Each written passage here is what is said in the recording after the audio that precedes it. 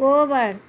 एक ही रात में दो दो कोबर बानी, एक नैहर में एक साथ